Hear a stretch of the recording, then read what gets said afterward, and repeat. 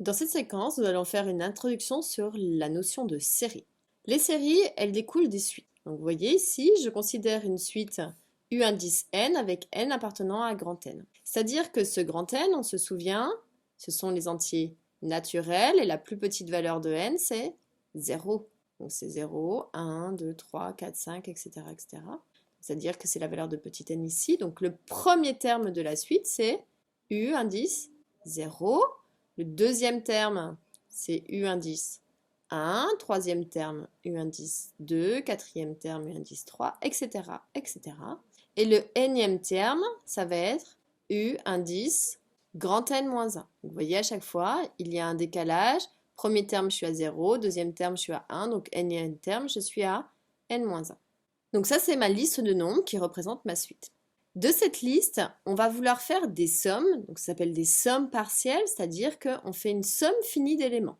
On va commencer pour la première somme partielle, donc ici elle dépend aussi de n, le même que ici, c'est toujours un entier naturel, donc c'est-à-dire que la première somme que je vais devoir calculer ici, c'est S indice 0.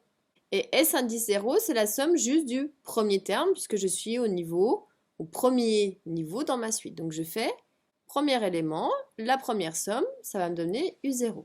Je vais faire la somme des deux premiers termes. Donc je repars du départ et je vais faire cette somme-là, et je vais obtenir S indice 1, et donc ça va être la somme des deux premiers termes, c'est-à-dire U0 plus U1.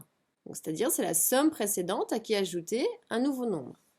Ensuite, on veut faire la somme des trois premiers termes, donc je repars du départ et je vais faire la somme des trois premiers, je vais obtenir S2 qui va faire U0 plus U1 plus U2.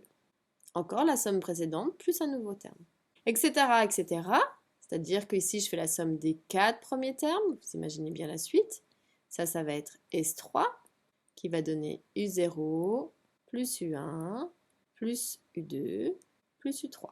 Et ici, si je veux faire la somme, alors attention, j'ai fait une petite erreur, c'est pas les n plus unième terme, c'est des n premiers termes.